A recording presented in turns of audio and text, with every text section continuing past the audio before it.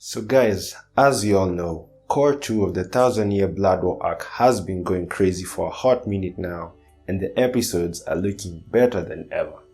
The quality of the animation and the art in the episodes aired so far is without a doubt the best we've seen up to this point, and I definitely cannot wait for the upcoming episodes in this core. All in all, I can confidently say that the anime is so far knocking it out of the park with the amazing work. So, in this video, I wanted to discuss the anime exclusive flashback we get in episode 14 about Yhwach's birth. Again, credit to the anime team for their brilliant work because this scene is not featured in the manga, but they do an amazing job putting it all together. The scene begins with a bunch of sperm cells swimming towards an egg to fertilize it. After fertilization, the egg cells begin to divide and eventually grow into an infant.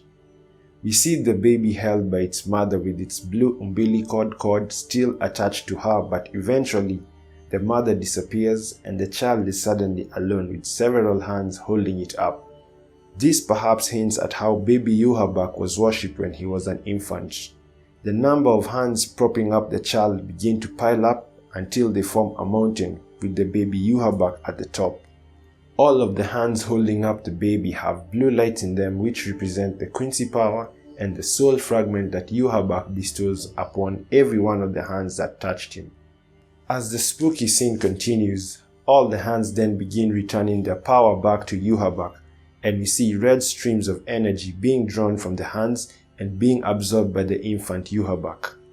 As he absorbs the powers, baby Yhwach begins to grow, and we see the child morph through various developmental phases, from a child to an adolescent, then into a young adult reminiscent of Tensa Zangetsu, before finally becoming the present-day Yhwach.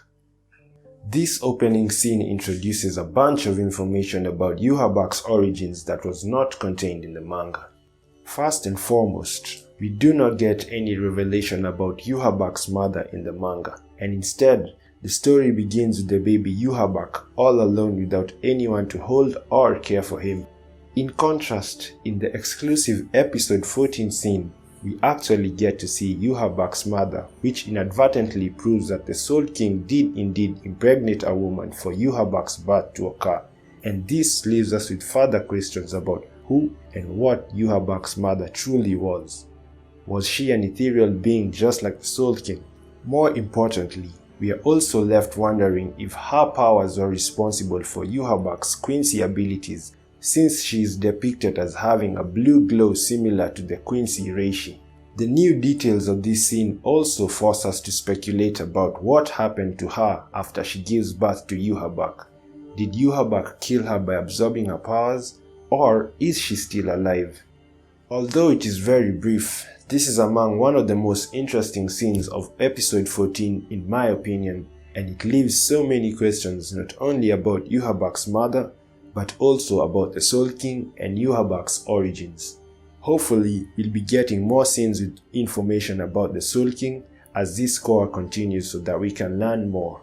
Anyway, the story of Yhwach's birth is covered in chapter 565 of the manga. Unlike in episode 14, the manga explains a little more about Yhwach's struggle for survival as a toddler and that he could not see, hear, speak, nor move when he was born.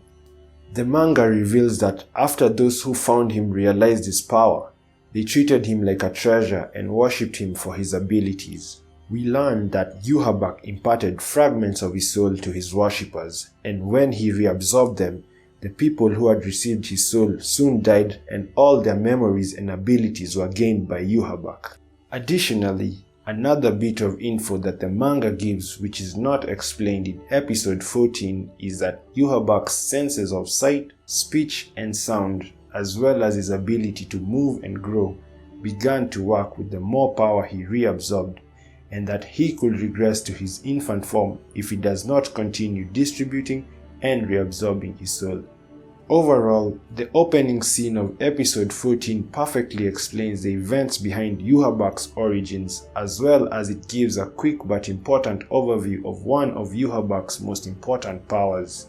I'll be doing an additional video to break down Yhwach's powers in detail, so make sure to check that out when it drops.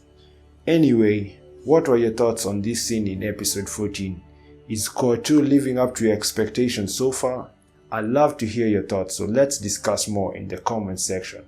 If you did like the video, subscribe, like and share so that this video can reach the millions of Bleach fans out there. Thanks for watching, and I'll catch you on the next one.